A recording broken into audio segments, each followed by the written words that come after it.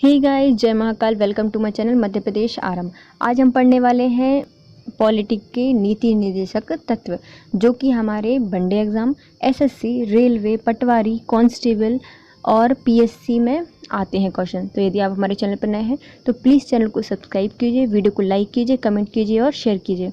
तो चलिए स्टार्ट करते हैं। नीति निर्देशक तत्व। भारत के संविधान में सम्मिलित राज्य नीति के निर्देशक सिद्धांतों की अवधारणा किसके संविधान से ली गई है? तो राज्य में नीति निर्देशक सिद्धांतों की अवधारणा कहाँ से ली गई है? तो ये लिए गए हैं आयरलैंड से। भारतीय संविधान में शामिल अनुच्छेद 36 से 51 तक राज्य नीति निर्देशक तत्व की अवधारणा ली गई है, जिसको आयरलैंड के संविधान से लिया गया है। संविधान में मूल अधिकार तथा कनाडा संविधान से संघीय व्यवस्था की अवधारणा करते हैं। भारतीय संविधान में नीति निर्देशक तत्व के नीति निर्देशक सिद्धांत देश के संविधान से लिए गए हैं, तो ये लिए गए हैं आयरलैंड से। भारतीय संविधान में निम्नलिखित में से किस एक में न्यायपालिका और कार्यपालिका से पृथक का प्रावधान है? तो ये न्यायपालिका का कार्यपालिका से पृथक्करण किया गया है राज्य के नीति निर्देशक सिद्धांतों में।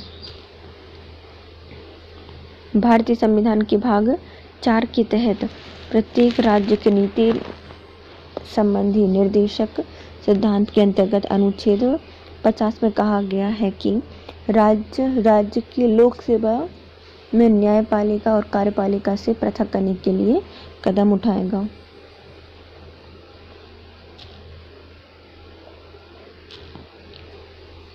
राज्य के नीति निर्देशक सिद्धांत के अनुसार किस आयु तक के बच्चों को निःशुल्क एवं अनिवार्य शिक्षा देने की बात कही गई है?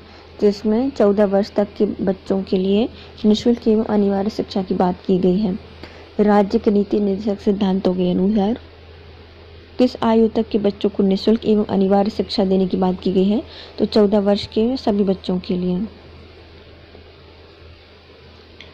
मूल संविधान के अनुच्छेद 45 में राज्य के नीति निर्देशक सिद्धांत के तहत 6 से 14 वर्ष की आयु तक के बच्चों को निःशुल्क एवं अनिवार्य शिक्षा का राज्य द्वारा प्रयास करने की बात की गई है। इतने 6 से 14 वर्ष तक के सभी बच्चों के लिए अनुच्छेद 45 में कहा गया है कि निःशुल्क और अनिवार्य शिक्षा को प्रदान की जाएगी।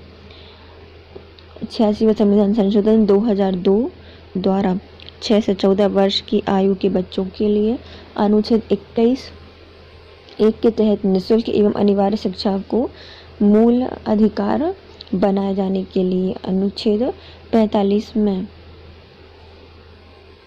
शैशवपूर्ण देखभाल और 6 वर्ष से नीचे की आयु के बालकों की शिक्षा हेतु राज्य द्वारा प्रयास करने की बात की गई है। 46 संविधान संशोधन 2002 द्वारा 6 से 14 वर्ष की आयु के बच्चों के लिए अनुच्छेद 21(1) के तहत निःशुल्क एवं अनिवार्य शिक्षा की मूल अधिकार बनाया गया है और अनुच्छेद 45 में शैशवपूर्ण देखभाल तथा 6 वर्ष तक के सभी बच्चों के लिए राज्य द्वारा प्रयास जारी करने की बात की गई है। भारतीय संविधान के निम्नलिखित में से किस भाग को सामाजिक और आर्थिक लोकतंत्र को सुनिश्चित किया गया है? तो राज्य के नीति निर्देशक सिद्धांतों में भारतीय संविधान में निम्नलिखित में से किस में सामाजिक आर्थिक लोकतंत्र को सुनिश्चित किया गया है?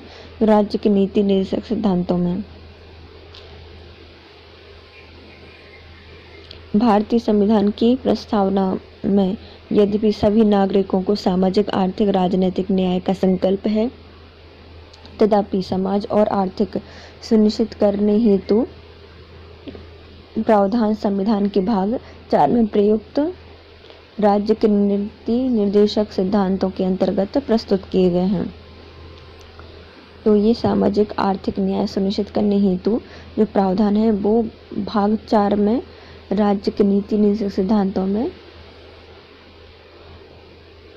प्रस्तुत किए गए हैं। भारतीय संविधान में राज्य के नीति निर्देशक सिद्धांत को किस भाग या मुख्य कारण से सम्मिलित किया गया है? तो कल्याणकारी राज्य की स्थापना के लिए। भारतीय संविधान में राजनीतिक के सिद्धांत को किस कारण से सम्मिलित किया गया है? कल्याणकारी राज्य की स्थापना के लिए। भारतीय संविधान के भाग 4 अनुच्छेद 35 से 51 में वर्णित राज्य के नीति निर्देशक सिद्धांतों का उद्देश्य कल्याणकारी राज्य की स्थापना है। भारतीय राज्य के भाग 4 और अनुच्छेद 36 से 51 में वर्णित राज्य के नीति निर्देशक सिद्धांतों का उद्देश्य कल्याणकारी राज्य की स्थापना करना है। भारतीय संविधान के किस भाग में भारत को एक कल्याणकारी राज्य के रूप में स्थापित किया गया है? तो भारत के संविधान में राज्य के नीति निर्देशक सिद्धांतों में भारत को एक कल्याणकारी राज्य के रूप में स्थापित करने की बात कही गई है। भारतीय संविधान नागरिकों के लिए आर्थिक न्याय किसके माध्यम से सुनिश्चित करता है? तो यह राज्य के नीति निर्देशक सिद्धांतों के अंतर्गत। भारतीय संविधान नागरिकों के लिए आर्थिक न्याय किसके माध्यम से सुनिश्चित करता है? तो राज्य के नीति निर्देशक सिद्धांतों से।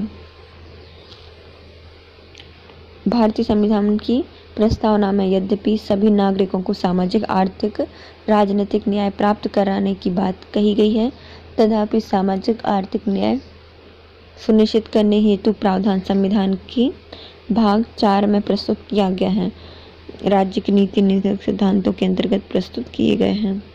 तो भारतीय संविधान में नागरिकों को सामाजिक, आर्थिक, राजनीतिक न्याय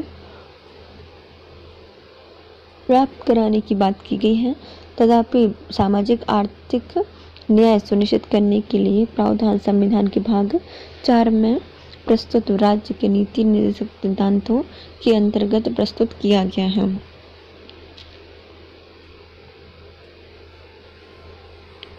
यदि सरकार द्वारा राज्य नीति निर्देशक सिद्धांतों को लागू नहीं किया जाता है तो एक नागरिक निम्नलिखित में से किसके पास जा सकता है?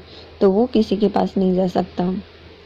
यदि सरकार द्वारा राज्य नीति के निर्देशक सिद्धांतों को लागू नहीं करता है तो नागरिक कहाँ जा सकता है? तो किसी के पास नहीं जा सकता।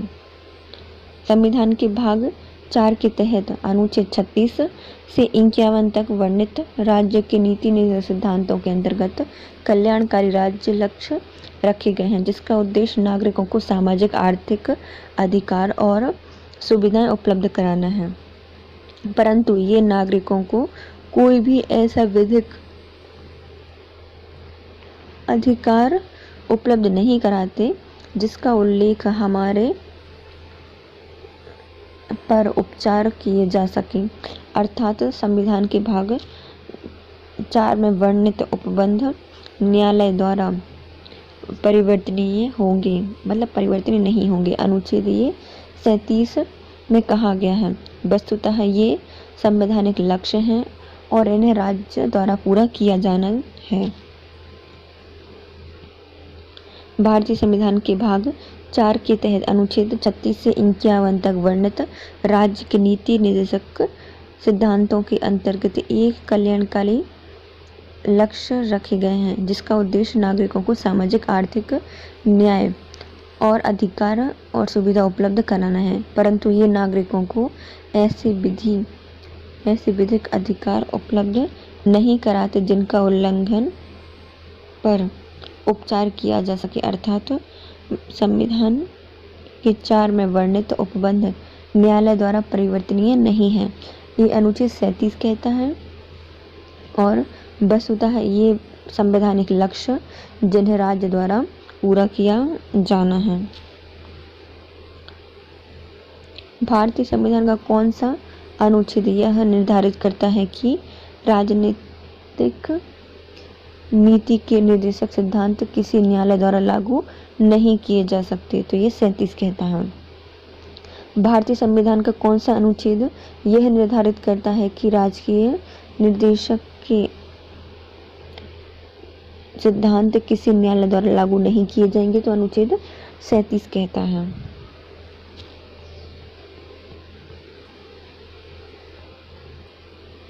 संविधान का कौन सा भाग राज्य नीति के निर्देशक सिद्धांत से संबंधित है?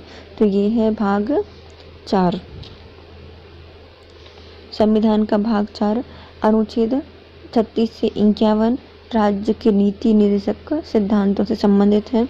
भाग 1 में संघ दिया गया है जिसमें राज्य, क्षेत्र, और भाग 2 में नागरिकता और भाग 3 में मूल अधिकार दिए गए हैं। हमारे संविधान में निर्देशक सिद्धांत कौन से हैं? कानूनी अदालतों द्वारा प्रवर्तनीय हैं, अपरिवर्तनीय हैं। भारत के संविधान में जो निर्देशक सिद्धांत है वो कानूनी अदालत द्वारा अप्रवर्तनीय हैं।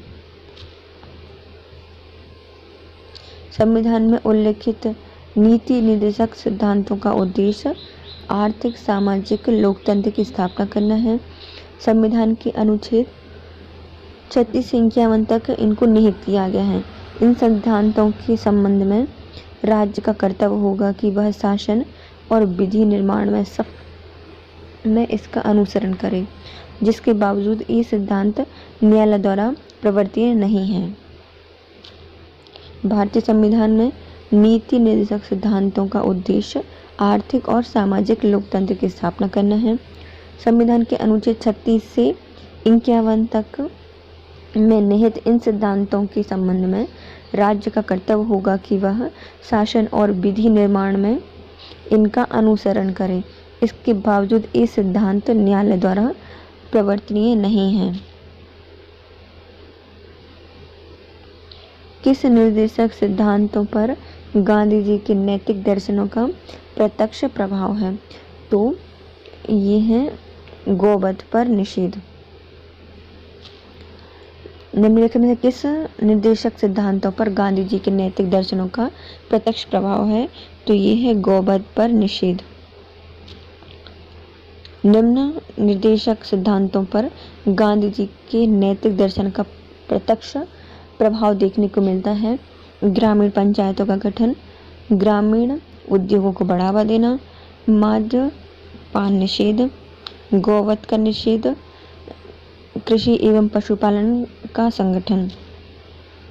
देखिए, ग्राम पंचायतों का गठन, ग्राम उद्योगों को बढ़ावा देना, मद्यपान निषेध, गौवध का निषेध और कृषि एवं पशुपालन का संगठन, इन सब में गांधी जी के प्रभाव देखने को मिलते हैं। ग्राम राज्य के माध्यम से राम राज्य के बारे में किसने कहा है? तो ये कहा है महात्मा गांधी ने। ग्राम राज्य के माध्यम से राम राज्य की बात किसने कही है? तो ये कही है महात्मा गांधी जी ने। राष्ट्रीय पिता महात्मा गांधी ने ग्राम राज्य के माध्यम से राम राज्य लाने की संकल्पना प्रस्तुत की थी। महात्मा गांधी जी ने ग्राम स्वराज्य एवं ग्रामीण अर्थव्यवस्था के उन्नयन के समर्थन थे। ग्रामीण स्वराज और ग्रामीण अर्थव्यवस्था के उन्नयन के समर्थन थे महात्मा गांधी जी। निम्नलिखित नीति निर्देशक सिद्धांतों में से वह सिद्धांत कौन सा है जिसे गांधीवादी सिद्धांत कहा जाता है? तो स्वशासन के प्रभावी एकल के रूप में ग्राम पंचायतों का संगठन। स्वशासन के प्रभावी एकलों के रूप में ग्राम पंचायतों का गठन।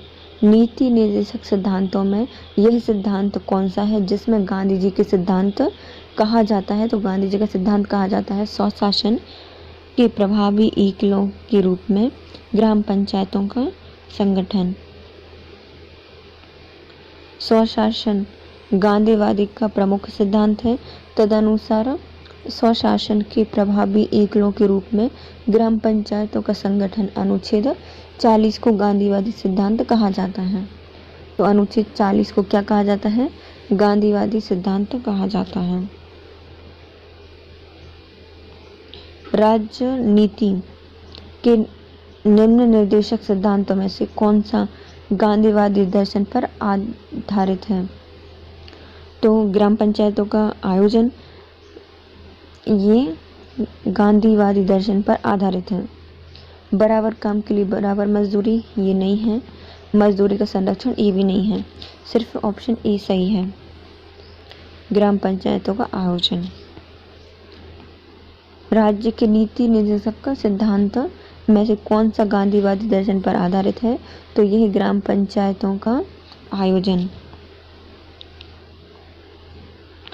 संविधान के किस संशोधन ने मौलिक अधिकारों की अपेक्षा राजनीतिक के निर्देशक सिद्धांतों को अधिक महत्वपूर्ण बना दिया है? तो ये है 42वें संविधान संशोधन द्वारा। निम्नलिखित में से किस संशोधन ने मौलिक अधिकारों की अपेक्षा राज्य के नीति निर्देशक सिद्धांतों को अधिक महत्वपूर्ण बना दिया है? तो ये अनुच्छेद है, यह संविधान संशोधन है 42वें संविधान संशोधन 1976।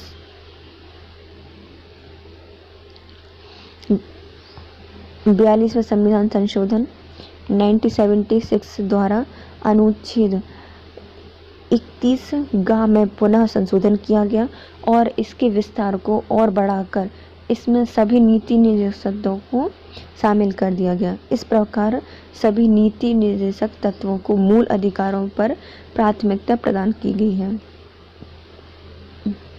देखो 42वें संविधान संशोधन 1976 द्वारा अनुच्छेद 31 में पुनः संशोधन किया गया और इसमें विस्तार को बढ़ाकर उसमें सभी नीति निर्देशक सिद्धांतों को शामिल कर दिया गया। इस प्रकार सभी नीति निर्देशक तत्वों को मूल अधिकारों पर प्राथमिकता प्रदान की गई है। संविधान के किस संशोधन से राज्य नीति के निर्देशक सिद्धांतों को मौलिक अधिकारों पर प्रमुखता की स्थिति मिलती है? तो ये है 42वें संविधान संशोधन द्वारा। निम्नलिखित किस संशोधन से राज्य नीति के निर्देशक सिद्धांतों को मौलिक अधिकारों पर प्रमुखता मिलती है? तो ये अनुच्छेद 42 के द्वारा। भारत के राष्ट्रपति को शिक्षा निर्णय अधिकार या विवेक अधिकार के अंतर्गत क्या प्राप्त है? तो ये है प्रधानमंत्री की नियुक्ति। भारत के राष्ट्रपति को शिक्षा निर्णय अधिकार या फिर विवेक अधिकार के अंतर्गत क्या प्राप्त है? तो ये है प्रधानमंत्री की नियुक्ति। भारत में राष्ट्रपति को शिक्षा निर्णय अधिकार मतलब विवेक अधिकार के अंतर्गत प्रधानमंत्री को नियुक्त करने का अधिकार प्राप्त है। प्रधानमंत्री की नियुक्ति राष्ट्रपति द्वारा संविधान के अनुच्छेद 75(1) के प्रावधानों के तहत की जाती है। राष्ट्रपति को प्रधानमंत्री की नियुक्ति शिक्षा निर्णय अधिकार या फिर विवेक अधिकार के आधार पर प्राप्त है। प्रधानमंत्री की नियुक्ति राष्ट्रपति द्वारा संविधान के अनुच्छेद 75(1) के प्रावधानों के अंतर्गत की गई है। भारत सरकार के राष्ट्रपति प्रणाली के अधीन कार्यकारिणी के सदस्य होते हैं। तो विधानमंडल के किसी भी सदन का सदस्य नहीं होता।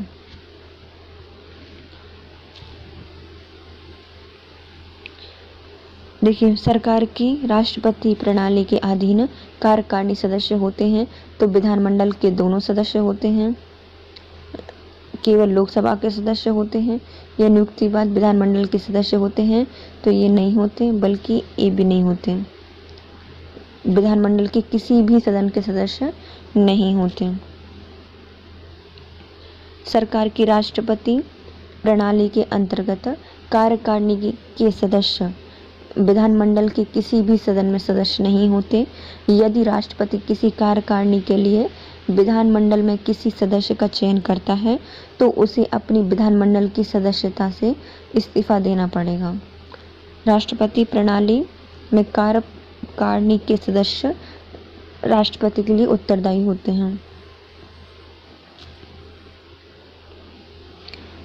सरकार की राष्ट्रपति प्रणाली के अंतर्गत कार्यकारिणी के सदस्य विधानमंडल के किसी भी सदन के सदस्य नहीं होते।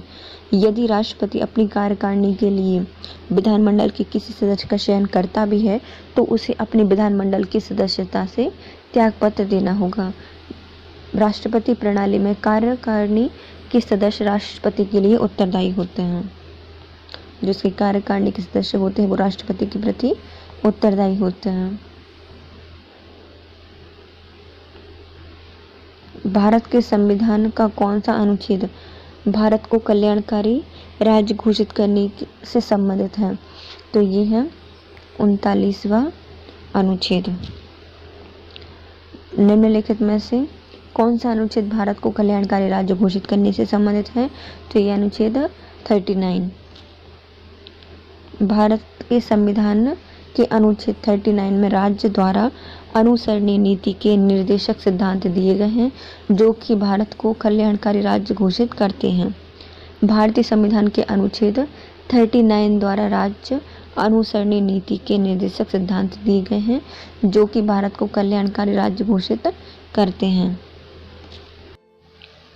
भारतीय संविधान में यह सिद्धांत किसने कहा था या फिर यह कथन किसने कहा था कि सरकारी नीति निर्देशक सिद्धांत किसी बैंक में देय उस चेक की तरह है जिसका भुगतान बैंक अपनी सुविधा अनुसार करेगी? तो ये कहा था कीर्ति शाह ने। संविधान सभा में यह किसने कहा था कि सरकारी नीति निर्देशक सिद्धांत किसी बैंक में देय उस चेक की तरह है जिसका भुगतान बैंक अपनी सुविधा अनुसार करेगी? तो ये कहा था कीर्ति शाह ने। राष्ट्रपति एवं उपराष्ट्रपति। भारत के संविधान के अनुसार भारत के राष्ट्रपति के कार्यकाल में रिक्ति को डैश अवधि के भीतर भरा जाएगा? तो ये 6 माह की अवधि के भीतर इसको भरा जाएगा। भारतीय संविधान के अनुच्छेद 62(1) में कहा गया है कि राष्ट्रपति की पदावधि की समाप्ति पर हुई रिक्ति को भरने के लिए निर्वाचन पदावधि की समाप्ति से पूर्ण करा लिया जाएगा। जो निर्वाचन है वो पहले ही करा लिया जाएगा। राष्ट्रपति अपनी पदावधि समाप्त हो जाने पर भी उस पर तब तक अपना पद ग्रहण करके रखेंगे जब तक कि उसका उत्तराधिकारी अपना पद ग्रहण नहीं कर लेता। ये कहता है 56(1) के ग में कहा गया है। ये 56(1) के ग में कहा गया है। इसके अनुसार अनुच्छेद 62(2) में कहा गया है कि राष्ट्रपति की मृत्यु, पदत्याग या हटाए जाने या किसी अन्य कारण से हुई पद में रिक्ति को भरने के लिए निर्वाचन रिक्ति होने की तारीख से यथाशीघ्र और प्रत्येक दशा में 6 माह के भीतर करा लेना चाहिए। तो 6 माह के भीतर कराने की बात कही गई है। अनुच्छेद 62 के 2 में कही गई है कि यदि किसी अन्य कारण से राष्ट्रपति की पद की रिक्ति होती है तो उसके निर्वाचन कब तक करा लिए जाएंगे? 6 माह के अंदर करा लिए जाएंगे। लेकिन यदि उसका उत्तराधिकारी या फिर जो उसकी पद समाप्ति के पूर्व ही इसका निर्वाचन करा लिया जाएगा और वो अपने पद को तब तक ग्रहण करके रखेंगे जब तक कि उसका उत्तराधिकारी नहीं आ जाता। यह बात कही गई अनुच्छेद 56 के 1 में। निम्नलिखित में से किसकी नियुक्ति राष्ट्रपति द्वारा नहीं की जाती? निम्न में से किसकी नियुक्ति राष्ट्रपति द्वारा नहीं की जाती? तो राज्यों के राज्यपालों की नियुक्ति राष्ट्रपति करते हैं।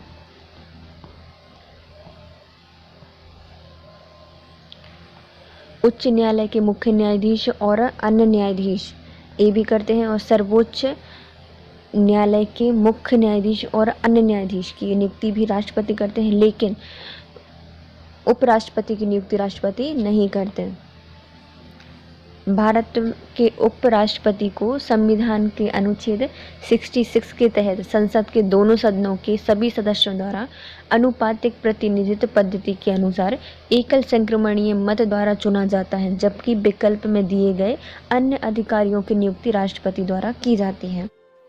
अर्थात राज्यों के राज्यपाल की नियुक्ति, उच्च न्यायालय के न्यायाधीश और अन्य न्यायाधीशों की नियुक्ति और उच्चतम या सर्वोच्च न्यायालय के अन्य और मुख्य न्यायाधीशों की नियुक्ति कौन करते हैं? राष्ट्रपति करते हैं। और जो उपराष्ट्रपति का पद है उनकी नियुक्ति अनुच्छेद 66 के तहत संसद के दोनों सदनों द्वारा अनुपातिक प्रतिनिधित्व पद्धति के एकल संक्रमणीय मत द्वारा चुने जाते हैं। राष्ट्रपति द्वारा राष्ट्रीय आपात की घोषणा किए जाने के बाद किस अवधि तक उसका अनुमोदन संसद के प्रत्येक सदन से प्राप्त होना चाहिए? तो ये है 1 माह के भीतर। राष्ट्रपति द्वारा राष्ट्रीय आपात की स्थिति की उद्घोषणा के बाद उसका अनुमोदन संसद के प्रत्येक सदन द्वारा 1 माह के भीतर अनुमोदित होना चाहिए। भारतीय संविधान के अनुच्छेद 352(4) में कहा गया है कि राष्ट्रपति द्वारा अनुच्छेद 352(1) के तहत की गई आपात स्थिति की उद्घोषणा या घोषणा का अनुमोदन संसद के प्रत्येक सदन द्वारा 1 माह के भीतर हो जाना चाहिए, अन्यथा यह घोषणा प्रवर्तन में नहीं रहेगी। अनुच्छेद 352(4) में कहा गया है कि राष्ट्रपति 352(1) के तहत यदि आपात की घोषणा करते हैं तो उसका अनुमोदन संसद के प्रत्येक सदन में 1 माह के भीतर करा लेना चाहिए, अन्यथा वह उद्घोषणा प्रवर्तन में नहीं रहेगी। उपराष्ट्रपति पदेन अध्यक्ष होते हैं। जो उपराष्ट्रपति पदेन अध्यक्ष होते हैं किसके? राज्यसभा के। संविधान के अनुच्छेद 89 के 1 के तहत भारत का उपराष्ट्रपति राज्यसभा का पदेन सदस्य होता है। उपराष्ट्रपति का मुख्य कार्य राज्यसभा की बैठक की अध्यक्षता करना होता है। उपराष्ट्रपति लोकसभा के सदस्य होते हैं? नहीं होते। राज्यसभा के सदस्य होते हैं? तो ये भी नहीं होते। किसी सदन का सदस्य होते हैं? तो ये किसी भी सदन के सदस्य नहीं होते। अर्थात सांसद या संसद सदस्य उपराष्ट्रपति नहीं होते। उपराष्ट्रपति लोकसभा, राज्यसभा या सदन के किसी भी सदन के सदस्य नहीं होते। भारतीय संविधान के अनुच्छेद 66 के सब पार्ट 2 में कहा गया है कि उपराष्ट्रपति को संसद या राज्य विधानमंडल का सदस्य होने की अनुमति नहीं है, किंतु वह यदि किसी पद पर है तो निर्वाचन के पश्चात उसे उस पद से त्यागपत्र देना पड़ेगा। यदि उस दिन से वह पद धारण करता है तो उसी दिन वह पद रिक्त माना जाता है। उपराष्ट्रपति राज्यसभा का पदेन सभापति होता है, परंतु राज्यसभा का सदस्य नहीं होता। ये किस में कही गई बात? तो अनुच्छेद 66 के 2 के तहत कही गई है कि उपराष्ट्रपति को संसद या किसी भी विधानमंडल का सदस्य होने की अनुमति नहीं है। यदि वो किसी का सदस्य है तो जिस दिन वो उपराष्ट्रपति बनते हैं तो उस दिन वो पद रिक्त माना जाता है। जब भारत के उपराष्ट्रपति को राष्ट्रपति के स्थानापन्न रूप से कार्य करना होता है तो उसे कितना वेतन दिया जाएगा? तो राष्ट्रपति के समान उनको वेतन दिया जाएगा। जब उपराष्ट्रपति को राष्ट्रपति के स्थान पर कार्य करने का मौका मिलता है तो उसको किसके वेतन मिलते हैं? तो राष्ट्रपति के समान ही वेतन दिया जाता है। संविधान के अनुच्छेद 65 की सब पार्ट 3 में कहा गया है कि दूसरी अनुसूची के तहत जब उपराष्ट्रपति राष्ट्रपति के स्थानापन्न के रूप में कार्य करता है तो वह राष्ट्रपति के वेतन भत्ते विशेष अधिकार का हकदार होता है। किसमें कहा गया है? 65 के सब पार्ट 3 में कहा गया है कि उपराष्ट्रपति राष्ट्रपति के स्थानापन्न के रूप में कार्य करता है तो वह राष्ट्रपति के वेतन भत्ते और विशेष अधिकारों का हकदार होता है। निम्नलिखित में से भारत के राष्ट्रपति को क्रमानुसार या प्रारंभ से अंतिम तक क्रमबद्ध स्थापित कीजिए। तो सबसे पहले रहे थे राजेंद्र प्रसाद, उनके बाद थे राधा कृष्णन, फिर आते हैं जाकिर हुसैन, फिर आते हैं बीबी गिरी, फिर फखरुद्दीन अली अहमद। तो ये है डी। कौन कौन थे? पहले थे राजेंद्र प्रसाद के बाद राधा कृष्णन, फिर उनके बाद आते हैं जाकिर हुसैन, फिर आते हैं बीबी गिरी और फिर आते हैं फखरुद्दीन अली अहमद। दिए गए राष्ट्रपति की कालानुक्रम इस प्रकार है। जाकिर हुसैन का कार्यकाल 1967 से 1969 तक था। डॉक्टर राजेंद्र प्रसाद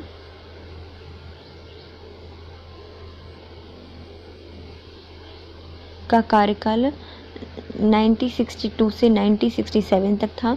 फखरुद्दीन अली अहमद ये 1974 से 1977 तक रहे। बीबी गिरी 1969 से 1974 तक रहे हैं। किसने अपनी 2 पूर्ण अवधियों तक भारत के उपराष्ट्रपति का पद संभाला है? तो एस राधाकृष्णन। इन्होंने 2 पूर्ण अवधि तक भारत के राष्ट्रपति या उपराष्ट्रपति का पद संभाला है? तो एस राधाकृष्णन।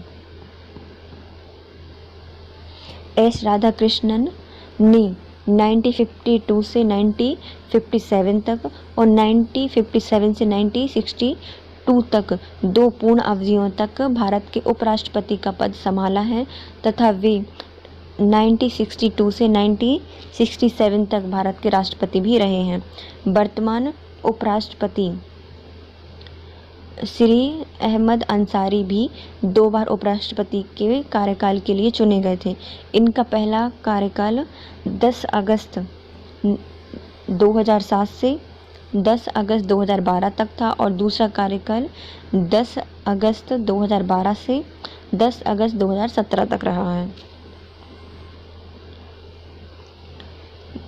भारत के उपराष्ट्रपति के पद पर लगातार 2 बार कौन रहे हैं? तो ये रहे हैं एस राधाकृष्णन। राष्ट्रपति द्वारा संसद के दोनों सदनों के लिए कुल कितने सदस्यों को नामित किया जाता है? तो राष्ट्रपति द्वारा दोनों सदनों के लिए कुल कितने सदस्यों का चयन किया जाता है? तो राज्यसभा के लिए 12 और लोकसभा के लिए 2, तो हो गए टोटल 14। भारतीय संविधानों के प्रावधानों के अधीन राष्ट्रपति द्वारा राज्यसभा के लिए 12 सदस्य और लोकसभा के लिए 2 एंग्लो इंडियन समुदाय के व्यक्तियों को नामित किया जाता है और टोटल हो जाते हैं 14। लोकसभा में राष्ट्रपति द्वारा एंग्लो इंडियन समुदाय के कितने सदस्य नामित किए जाते हैं? तो ये एंग्लो इंडियन 2 नामित किए जाते हैं। लोकसभा में राष्ट्रपति द्वारा एंग्लो इंडियन समुदाय के कितने सदस्य नामित किए जाते हैं? तो 2 सदस्य नामित किए जाते हैं। संविधान के अनुच्छेद 331 के अनुसार यदि राष्ट्रपति की राय में लोकसभा में एंग्लो इंडियन समुदाय का प्रतिनिधित्व पर्याप्त नहीं है तो वह लोकसभा के उस सदस्य के 2 से अनधिक सदस्य मनोनीत कर सकता है। कितने सदस्यों को मनोनीत करता है? 2 को मनोनीत करता है। राष्ट्रपति द्वारा संसद के लिए एंग्लो इंडियन समुदाय के लिए कितने सदस्यों को नामित करता है? तो राष्ट्रपति संसद के लिए 2 एंग्लो इंडियन को नामित करता है। यदि एंग्लो भारतीय समुदाय को लोकसभा में पर्याप्त प्रतिनिधित्व नहीं है तो समुदाय के 2 सदस्यों को नामित कौन करता है? तो ये राष्ट्रपति करते हैं। राष्ट्रपति के निर्वाचन में विवाद के मामले को किसके समक्ष प्रस्तुत किया जाता है? तो राष्ट्रपति के निर्वाचन के विवाद के मामले को किसके समक्ष प्रस्तुत किया जाता है? तो ये है भारत के उच्चतम न्यायालय या सुप्रीम कोर्ट के अंतर्गत। संविधान के अनुच्छेद 71(1) के तहत राष्ट्रपति या उपराष्ट्रपति के निर्वाचन संबंधी सभी विवादों की जांच विनिश्चय उच्चतम न्यायालय द्वारा किया जाएगा तथा इसका विनिश्चय अंतिम होगा। भारतीय संविधान के अनुच्छेद 71(1) के तहत राष्ट्रपति और उपराष्ट्रपति के निर्वाचन संबंधी सभी विवादों की जांच और विनिश्चय उच्चतम न्यायालय द्वारा किया जाएगा और उनका विनिश्चय जो है वो अंतिम होता है। भारतीय संविधान के अनुसार केंद्रीय मंत्री किसकी इच्छा रहने तक पद संभालेंगे? तो भारतीय संविधान के अनुसार केंद्रीय मंत्री किसकी इच्छा रहने तक पद संभालेंगे? तो ये है भारत के राष्ट्रपति की इच्छा या फिर प्रसाद पर्यंत अपना पद ग्रहण करते हैं। भारतीय संविधान के अनुच्छेद 75(2) के तहत केंद्रीय मंत्री राष्ट्रपति के प्रसाद पर्यंत तथा जब तक राष्ट्रपति की संवैधानिक इच्छा है तब तक पद ग्रहण करते हैं। राज्यसभा के सदस्यों का निर्वाचन कितनी अवधि के लिए होता है? तो राज्यसभा के सदस्यों का निर्वाचन 6 वर्ष की अवधि तक के लिए होता है। राज्यसभा का अधिकतम सदस्यों की संख्या 250 है। राज्यसभा राष्ट्रपति द्वारा नामित किए जाने वाले 12 सदस्य और राज्य संघ राज्य क्षेत्रों के 338 से अनाधिकृत प्रतिनिधियों से मिलकर बनी होती है। इनका वर्ष जो सदस्य होते हैं वो 6 वर्ष तक के लिए चुने जाते हैं। स्थायी सदन होने की कारण राज्यसभा का विघटन नहीं होता और इसके 1/3 सदस्य प्रत्येक 2 वर्ष के समाप्ति पर सेवानिवृत्त हो जाते हैं। अनुच्छेद 83(1) में कहा गया है कि जिसके स्थान पर 6 वर्षीय कार्यकाल के लिए नए सदस्य चुने जाते हैं।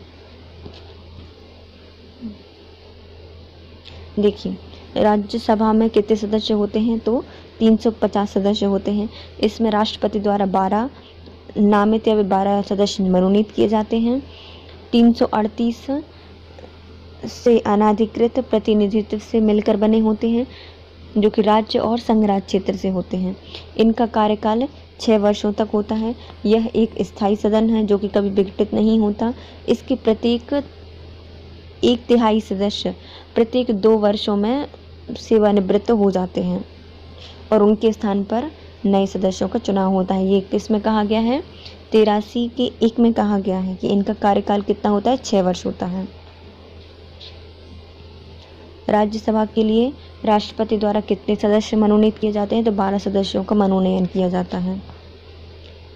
भारतीय संविधान के अनुच्छेद 80(1) के उपबंध के अनुसार राष्ट्रपति द्वारा मंत्री परिषद की सलाह पर कला, साहित्य, विज्ञान और सामाजिक सेवा के क्षेत्र में 12 सदस्यों को राज्यसभा के सदस्य के रूप में मनोनीत किया जाता है। तो अनुच्छेद 80(1) के उपबंध के अनुसार राष्ट्रपति द्वारा मंत्री परिषद की सलाह पर कला, साहित्य, विज्ञान और सामाजिक सेवा के क्षेत्र में 12 सदस्यों को राज्यसभा के सदस्य के रूप में नामित किया जाता है।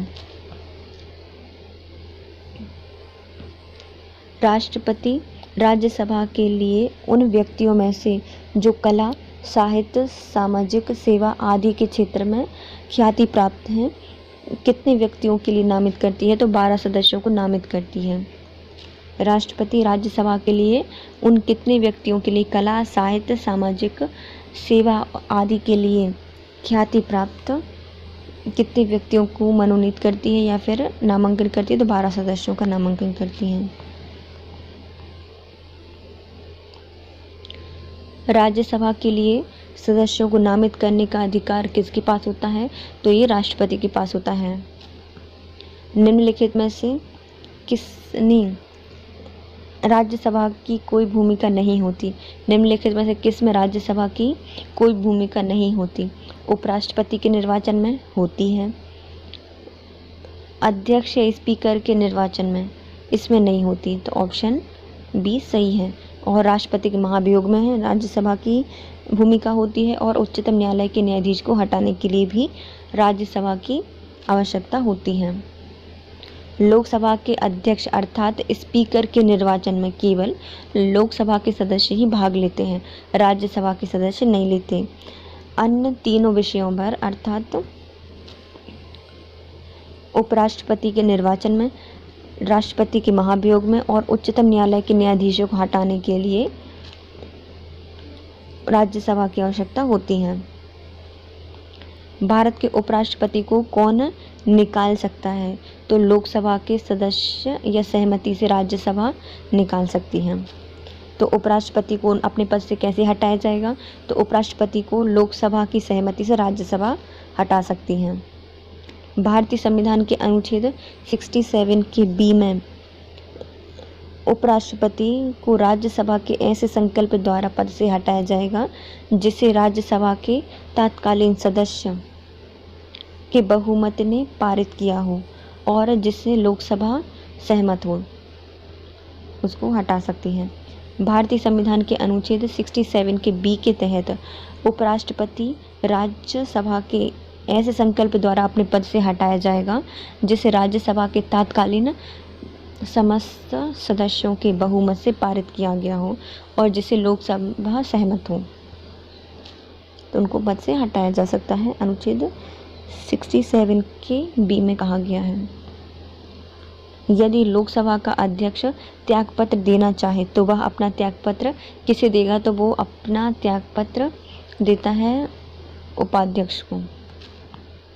संविधान के अनुच्छेद 94 के बी में कहा गया है कि यदि लोकसभा का अध्यक्ष त्यागपत्र देना चाहे तो वो उपाध्यक्ष को, और यदि उपाध्यक्ष त्यागपत्र देना चाहे तो उपाध्यक्ष अध्यक्ष को अपना हस्ताक्षर सहित लिखित द्वारा अपना त्यागपत्र दे सकता है।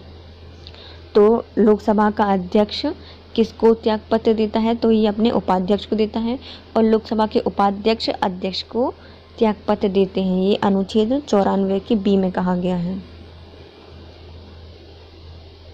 जब राष्ट्रपति और उपराष्ट्रपति दोनों पद रिक्त हों तो कौन सा अधिकारी राष्ट्रपति के स्थानापन्न रूप से कार्य करेगा? तो ये है उच्चतम न्यायालय के मुख्य न्यायाधीश। यदि राष्ट्रपति पद पर नहीं है या आकस्मिक रिक्ति हो गई है तो उपराष्ट्रपति, यदि उपराष्ट्रपति भी अपने पद ग्रहण नहीं कर पा रहे हैं उस समय, तो सर्वोच्चतम न्यायालय के मुख्य न्यायाधीश राष्ट्रपति के पद ग्रहण करते हैं।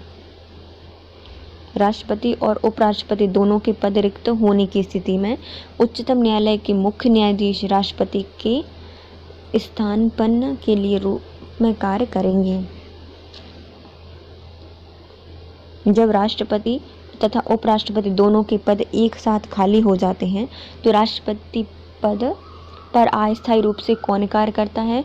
तो जब राष्ट्रपति और उपराष्ट्रपति दोनों पद खाली हो जाते हैं तो राष्ट्रपति के पद पर अस्थायी रूप से भारत के मुख्य न्यायाधीश कार्य करते हैं।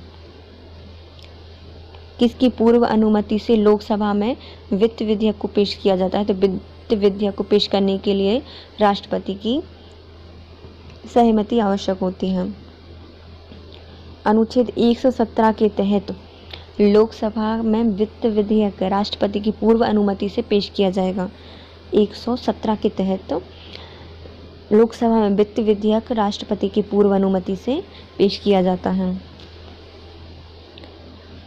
भारतीय संविधान के अनुसार निम्नलिखित में से वह कौन सा संवैधानिक निकाय या संस्थान है? भारतीय संविधान के अनुसार निम्नलिखित में से क्या संवैधानिक निकाय है? तो वित्त आयोग एक संवैधानिक निकाय है। संविधान के अनुच्छेद 280 के तहत संविधान प्रारंभ होने के 2 वर्ष के भीतर तथा तत्पश्चात प्रत्येक 5 वर्ष की समाप्ति के बाद या जब राष्ट्रपति आवश्यक समझे तो राष्ट्रपति एक आदेश के द्वारा एक वित्त आयोग का गठन कर सकते हैं। तो इसका गठन कौन करते हैं? राष्ट्रपति करते हैं। इसमें 1 सदस्य और अन्य 4 सदस्य होते हैं। कुल मिलाकर 5 सदस्य होते हैं। पहले वित्त आयोग का गठन केसी नियोगी की अध्यक्षता में 1951 में किया गया था। राष्ट्रीय विकास परिषद एवं योजना आयोग संविधान इतर संस्थाएं हैं जिसका उल्लेख संविधान में नहीं किया गया है, जबकि वित्त आयोग एक संवैधानिक निकाय है। तो संविधान के अनुच्छेद 380 में कहा गया है कि संविधान प्रारंभ होने के 2 वर्ष के भीतर और प्रत्येक 5 वर्ष की समाप्ति के बाद राष्ट्रपति एक आदेश के द्वारा वित्त आयोग का गठन करेंगे, जिसमें 1 सदस्य और 4 अन्य सदस्य होंगे। सबसे पहले गठन किया गया था केसी नियोगी की अध्यक्षता में 1951 में, और राष्ट्रीय विकास परिषद और राष्ट्रीय योजना संविधान इतर संस्थाएं हैं। वित्त आयोग की नियुक्ति कौन करता है? तो वित्त आयोग की नियुक्ति करते हैं राष्ट्रपति। जनता पार्टी के शासन के दौरान भारत के राष्ट्रपति कौन थे? जनता पार्टी के शासन के दौरान भारत के राष्ट्रपति कौन थे? तो नीलम संजीवनी रेड्डी।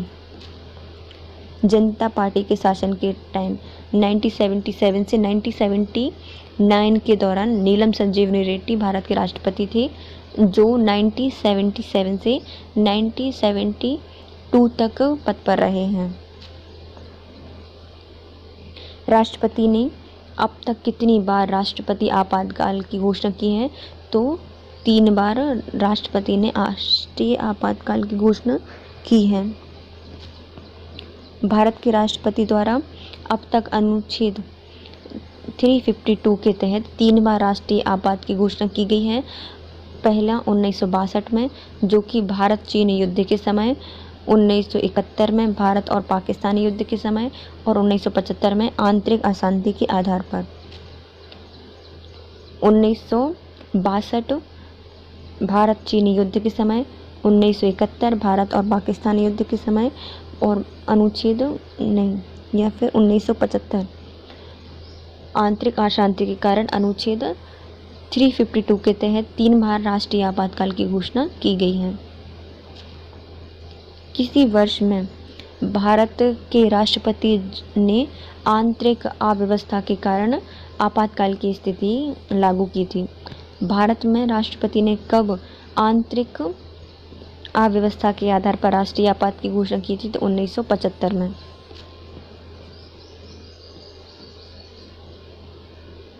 जनवरी 1975 में राष्ट्रपति द्वारा आंतरिक अव्यवस्था के कारण आपातकाल की स्थिति लागू की गई थी। मार्च 1977 तक यह प्रवर्तन में रही थी। इससे पूर्व 1962 में भारत चीन युद्ध में राष्ट्रपति शासन लग चुका है, यह राष्ट्रीय आपात, और 1971 में भारत पाकिस्तान युद्ध के समय भी आपातकाल की घोषणा की गई थी, परंतु ये युद्ध की स्थिति के कारण थी और अनुच्छेद 352 के तहत 1978 में 44 संशोधन के द्वारा आपात उद्घोषणा के आधारों में आंतरिक अशांति के स्थान पर सशस्त्र विद्रोह प्रतिस्थापित कर दिया गया। तो अभी तक राष्ट्रीय आपात कितनी बार लगा है? तो राष्ट्रीय आपात की घोषणा 3 बार की गई है।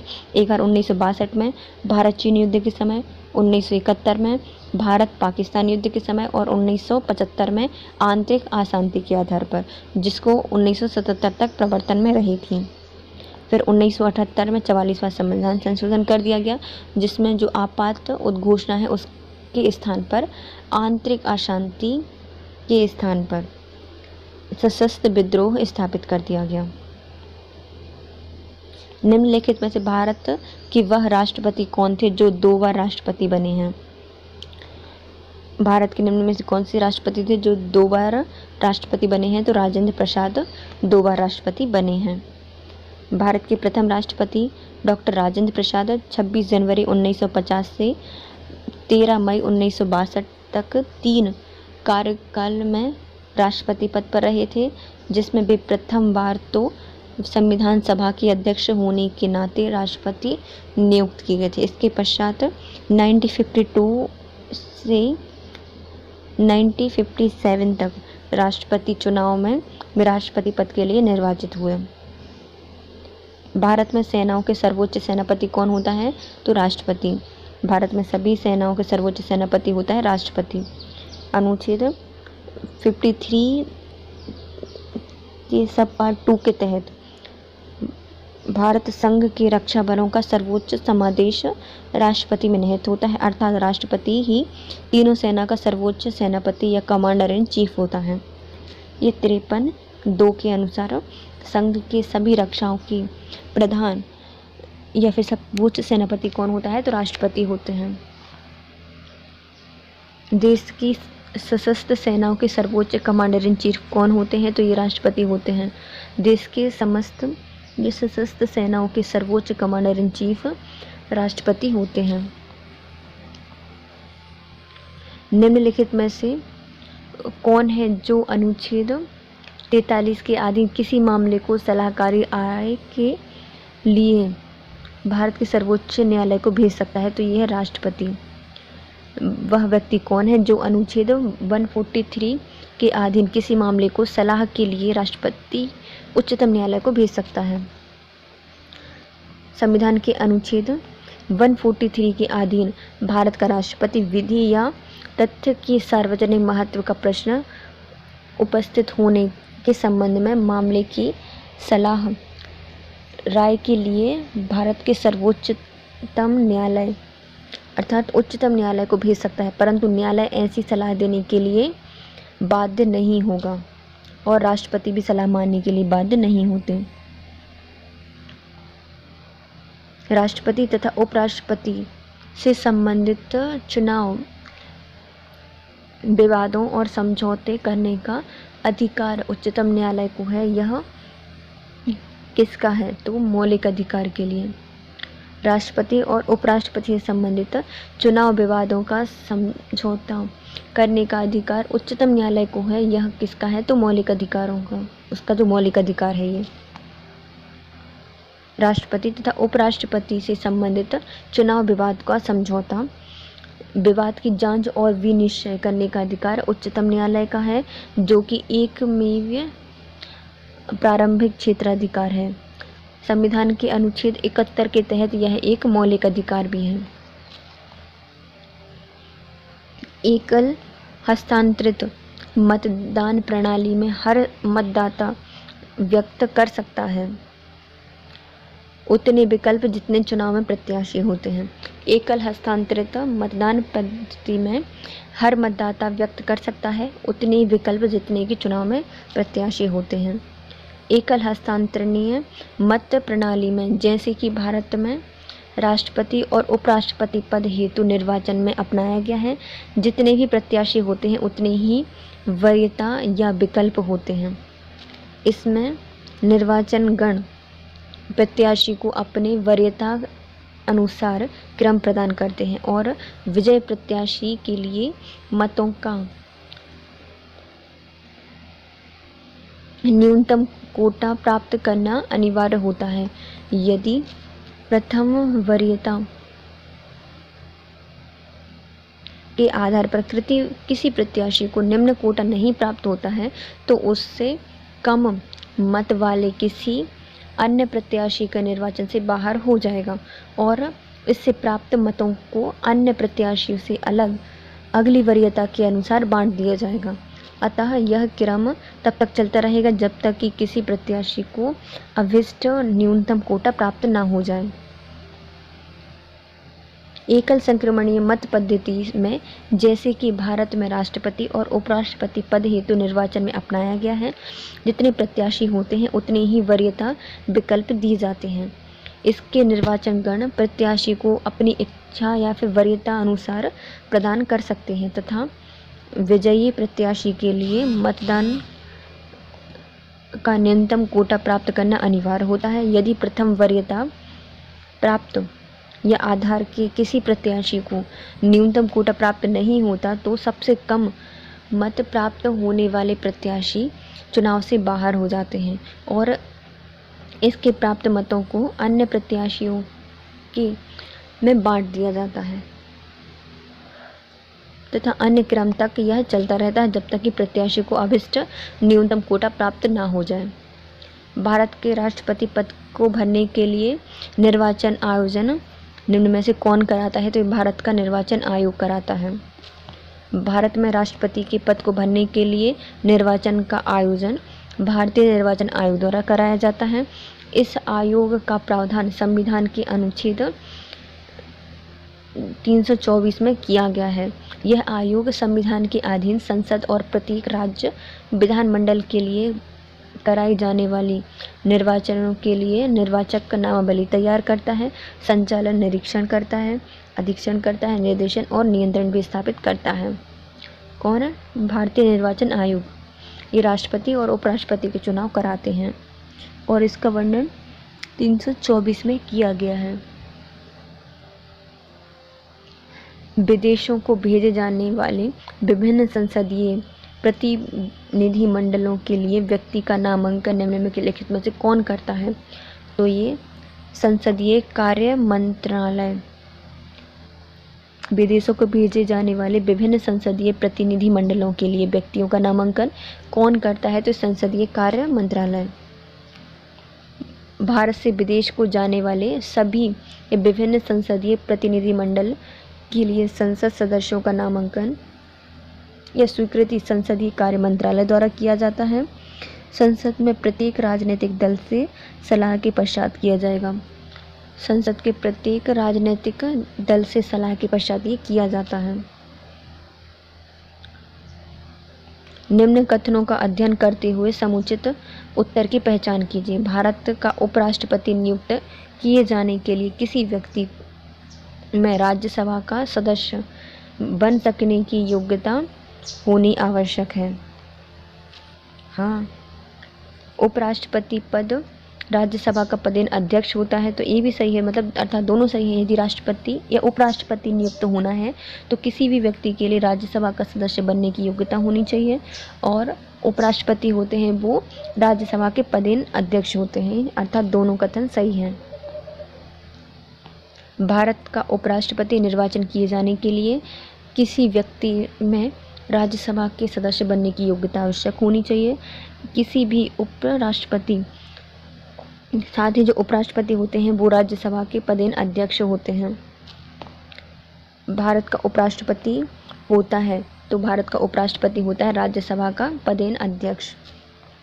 निम्नलिखित में से वह व्यक्ति कौन है जिसे भारत के राष्ट्रपति के रूप में निर्विरोध चुना गया था? तो ये है नीलम संजीवनी रेड्डी। भारत के वह व्यक्ति जो कि राष्ट्रपति पद के लिए निर्विरोध चुने गए थे, तो नीलम संजीवनी रेड्डी। नीलम संजीवनी रेड्डी भारत के राष्ट्रपति के रूप में निर्विरोध निर्वाचित हुए थे। इनका कार्यकाल 25 जुलाई 1977 से 25 जुलाई 1982 के मध्य था। भारत के उस राष्ट्रपति का नाम बताइए जो निर्विरोध चुने गए थे? तो ये है नीलम संजीवनी रेड्डी। भारत में निम्नलिखित में से पदासीन उपराष्ट्रपतियों में से किसने राष्ट्रपति पद के लिए चुनाव लड़ा और हार गए? निम्नलिखित में से किन उपराष्ट्रपतियों में से किसने राष्ट्रपति के लिए पद लड़ा और वो हार गए? तो ये हैं भैरव सिंह शेखावत। इन्होंने उपराष्ट्रपति होने के बाद राष्ट्रपति पद के लिए चुनाव लड़ा और वो अपने पद से हार गए। भैरव सिंह शेखावत। उपराष्ट्रपति भैरव सिंह शेखावत 13वें राष्ट्रपति पद के लिए चुनाव जुलाई 2007 में प्रतिभा देवी सिंह पाटिल से पराजित हुए थे। भारत का पहला अराजनीतिक राष्ट्रपति कौन थे? तो भारत के पहले अराजनीतिक राष्ट्रपति थे डॉक्टर APJ अब्दुल कलाम। भारत के पहले अराजनीतिक राष्ट्रपति डॉक्टर APJ अब्दुल कलाम आज़ाद थे, जिनका कार्यकाल 25 जुलाई 2002 से 25 जुलाई 2007 तक रहा है।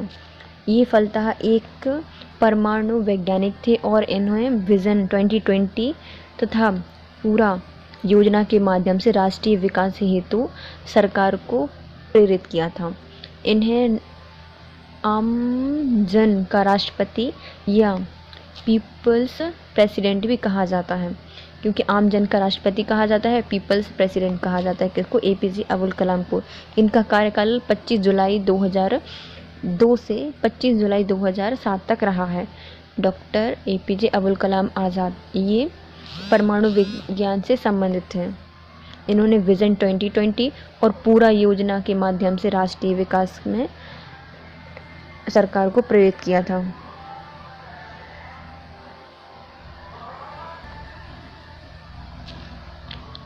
राष्ट्रपति संविधान के किस अनुच्छेद के अंतर्गत राष्ट्रीय आपात स्थिति घोषित कर सकते हैं?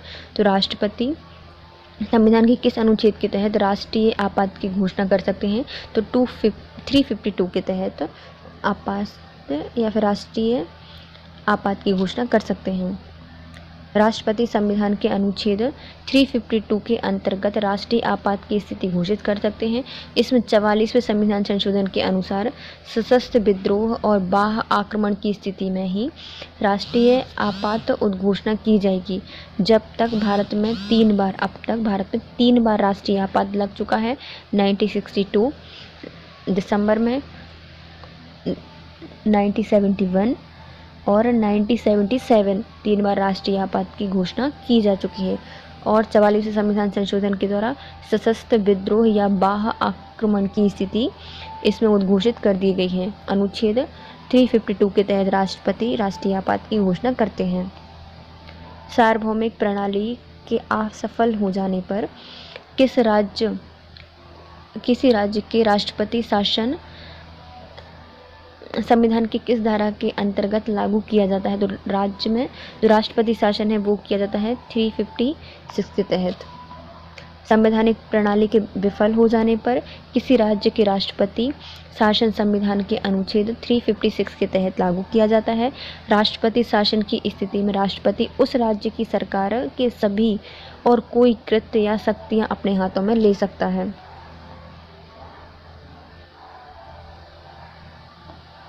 यदि राष्ट्रपति त्याग पत्र देना चाहे तो वह अपना त्याग पत्र किसे देता है? तो राष्ट्रपति अपना त्याग पत्र उपराष्ट्रपति को देते हैं। और उपराष्ट्रपति ये बात किसको बताते हैं? लोकसभा अध्यक्ष को। राष्ट्रपति उपराष्ट्रपति को अपना त्याग पत्र देते हैं और लेख के द्वारा संबोधित अपना त्याग पत्र दे सकते हैं। निम्नलिखित में से किस राज्य में जनवरी 2009 में राष्ट्रपति शासन लागू किया गया था? तो झारखंड में। किस राज्य में जनवरी 2009 में राष्ट्रपति शासन लागू किया गया था? तो झारखंड में। निम्नलिखित में से कौन सी नियुक्ति भारत के राष्ट्रपति द्वारा नहीं की जाती?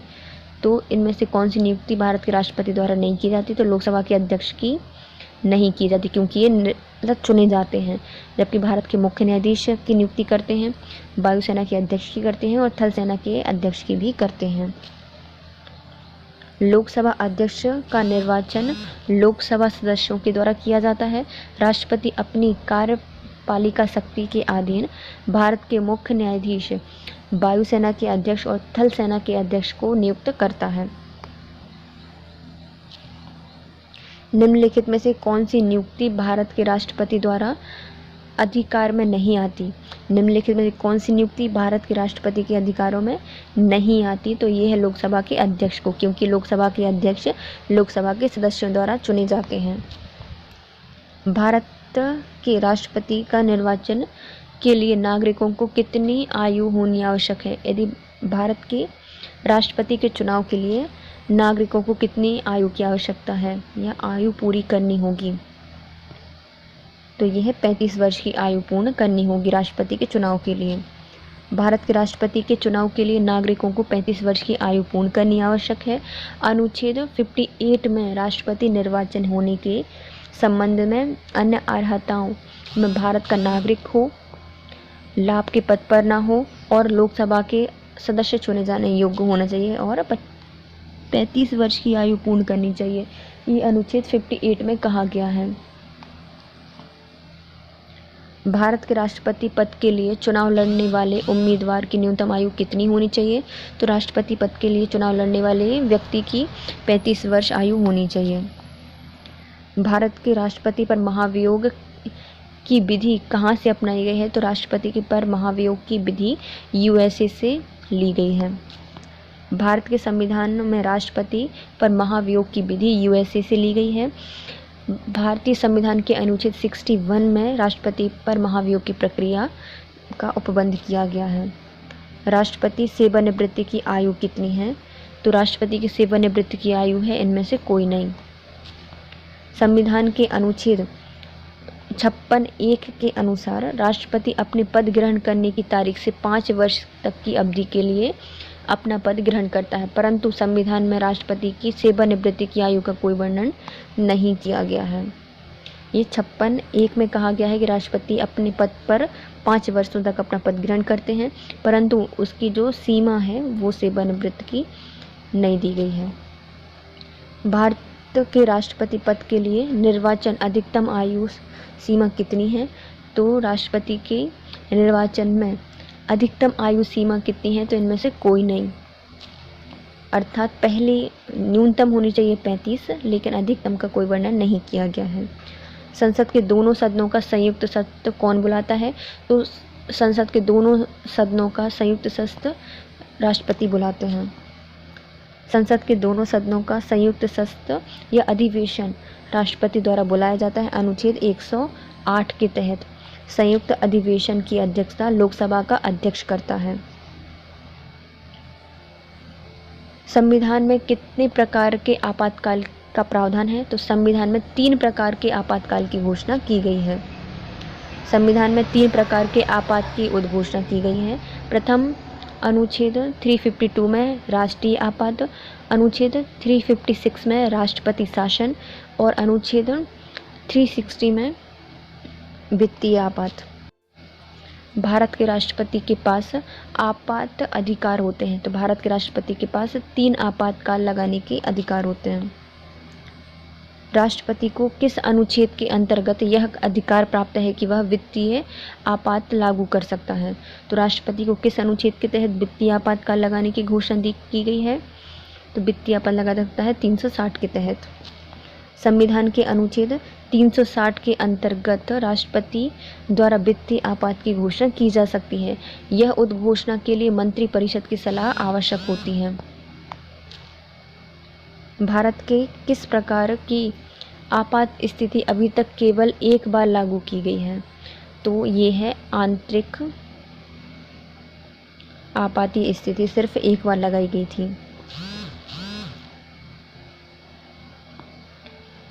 आपातकाल 25 जून 1975 से 21 मार्च 1977 तक भारतीय इतिहास में 21 महीने का यह समय था जब तत्कालीन प्रधानमंत्री इंदिरा गांधी की सलाह पर तत्कालीन राष्ट्रपति फखरुद्दीन अली अहमद ने भारतीय संविधान की धारा 352 के अंतर्गत आपातकाल की घोषणा कर दी और 44वें संविधान संशोधन द्वारा आपात उपबंध में निम्नलिखित महत्वपूर्ण संशोधन किए गए ताकि 75 में हुई घटना भविष्य में पुनः वृत्ति में न आ सके। ये कब लागू किया गया था? तो 25 जून 1975 से 21 मार्च 1977 तक 21 माह तक आपातकाल घोषित किया गया था, जो कि आंतरिक अशांति या उथल पुथल के कारण इंदिरा गांधी जी की सरकार में फखरुद्दीन अली अहमद द्वारा लगाया गया था।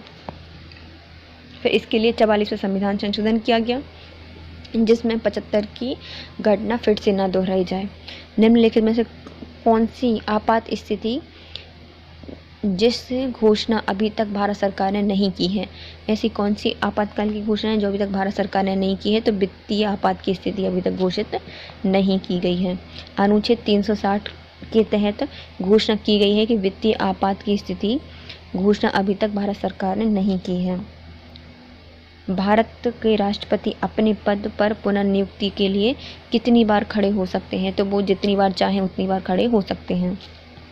कोई भी व्यक्ति जो राष्ट्रपति पद के लिए पद ग्रहण करता है या कर चुका है, संविधान के अनुच्छेद 57 के तहत उस पद के लिए पुनर्निर्वाचित हो सकता है।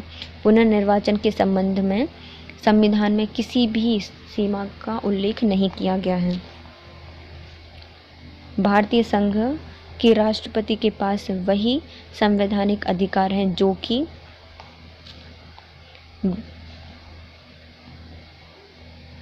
ब्रिटेन के राजा के पास है। भारत के संघ के राष्ट्रपति के पास वही संवैधानिक अधिकार हैं जो कि ब्रिटेन के राजा के पास है। भारत में संसदीय शासन प्रणाली का अनुसरण ब्रिटेन की संसद प्रणाली से किया गया है। राष्ट्रपति इस रूप में नाम मात्र का कार्य प्रणाली का प्रमुख होता है जो कि संवैधानिक रूप से इन्हें जिम्मेदारी या अधिकार का प्रयोग करता है, जिसका भी ब्रिटिश क्राउन या रानी के जैसे ही। इसके बाद भी भारतीय राष्ट्रपति की स्थिति विषय पर स्थिति काफ़ी परिवर्तनीय है। जो संसदीय प्रणाली है वो कहाँ से ली गई है? ब्रिटेन से ली गई है। इसलिए वहाँ के जो राजा होते हैं उसी के अकॉर्डिंग अपने यहाँ के राष्ट्रपति हैं। जैसे राष्ट्रपति सिर्फ नाम मात्र के कार्यकारी प्रमुख होते हैं, उसी प्रकार जो ब्रिटेन के क्राउन होते हैं वो भी वैसे ही होता है। संवैधानिक रूप से इन्हें अधिकार का प्रयोग करना होता है और इसके बाद राष्ट्रपति विभिन्न विषयों पर अपनी स्थिति काफ़ी परिवर्तित होती है। निम्नलिखित में से वह व्यक्ति कौन है जिसे भारतीय संविधान के तहत आपात की उद्घोषणा करने के लिए अंतिम प्राधिकारी माना जाता है? तो यह है राष्ट्रपति। जब लोकसभा से राज्यसभा से सब हो जाएगा तब आते हैं किनके पास? आपात की घोषणा कौन करता है? राष्ट्रपति। भारतीय संविधान के तहत आपात की उद्घोषणा करने के लिए अंतिम प्राधिकारी राष्ट्रपति को माना जाता है, जो कि 44वें संविधान संशोधन 1978 के अंतर्गत संशोधित प्रावधानों के अनुसार संसदीय मंत्रिमंडल के निर्णय की लिखित संसूचना को राष्ट्रपति द्वारा उद्घोषित जारी किया जाएगा कि पूर्व सन या अनिवार्य बना दिया जाएगा। राष्ट्रपति द्वारा उद्घोषणा जारी किए जाने की पूर्व सशस्त्र या अनिवार्य कर दिया जाएगा।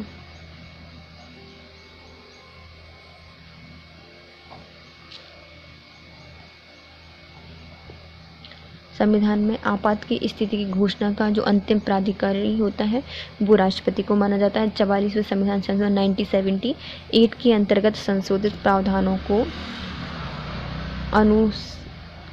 अनुसार संघीय मंत्रिमंडल के निर्णय की लिखित संसूचना को राष्ट्रपति द्वारा उद्घोषणा जारी करने के लिए पूर्व सशस्त्र या फिर अनिवार्य बना दिया जाता है। राष्ट्रीय आपात घोषणा का दुरुपयोग रोकने हेतु संविधान संशोधन किया गया है। राष्ट्रीय आपात की घोषणा का दुरुपयोग रोकने के लिए कौन सा संविधान संशोधन किया गया था? तो ये है अपना 44वां संविधान संशोधन।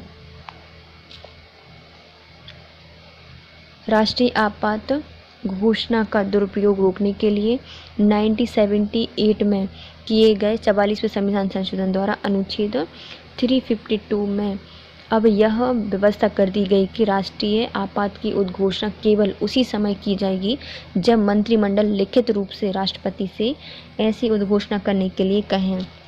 इस संशोधन द्वारा आंतरिक अशांति के स्थान पर सशस्त्र विद्रोह पदावली रखी गई। अतः आपात उद्घोषणा सशस्त्र विद्रोह से आंतरिक अशांति होने पर की जा सकती है।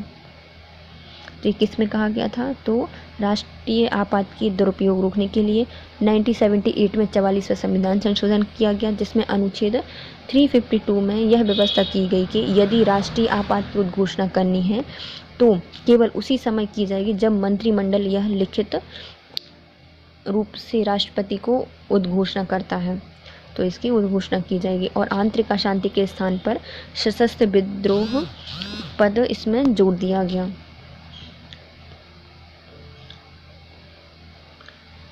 लोकसभा में कोई धन विधेयक विभिन्न निम्नलिखित में से किसकी पूर्वानुमति लिए बिना प्रस्तुत नहीं किया जाएगा? तो कोई भी धन विधेयक है राष्ट्रपति से पूछे बिना लोकसभा में प्रस्तुत नहीं किया जाएगा।